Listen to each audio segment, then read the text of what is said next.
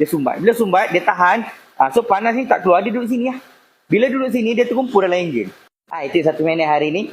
Okey, hari ni saya nak kongsi satu case plate. Case plate ni memang boleh berlaku, cuma kadang-kadang atau jarang orang kena. Okey, case ni bila temperature enjin kita naik, water tank kita naik lah. Ni punca dia. Nampak? Ni contoh sahaja catalytic ni. Rasanya kalau anda dah pergi buat top overhaul ke overhaul enjin, tapi lepas tu temperature naik juga, dah tukar radiator, fan motor semua okey. Okey, cuba tolong check ni. Catalytic ni untuk kereta yang pakai catalytic lah. Okey, cuba check sebab dalam ni kalau boleh nampak, dalam ni dia ada jaring. Jaring ni boleh kotor. Boleh kotor dengan karbon. Sebab dia tapis karbon. So, kalau dia kotor dengan karbon, lama-lama angin panas tu tak boleh keluar. Dia sumbat. Bila sumbat, dia tahan. So, panas ni tak keluar, dia duduk sini lah. Bila duduk sini, dia terkumpul dalam enjin. Ni saya kena. 2-3 kes saya kena.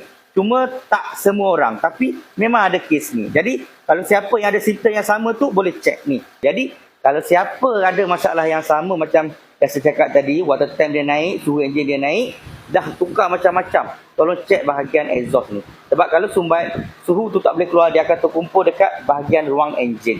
Enjin tu akan semakin panas. So, kalau siapa ada masalah yang sama atau nak cuci catalytic, boleh bawa datang ke Fizi Motorsport Sunway Post. Selamat hari ini, set.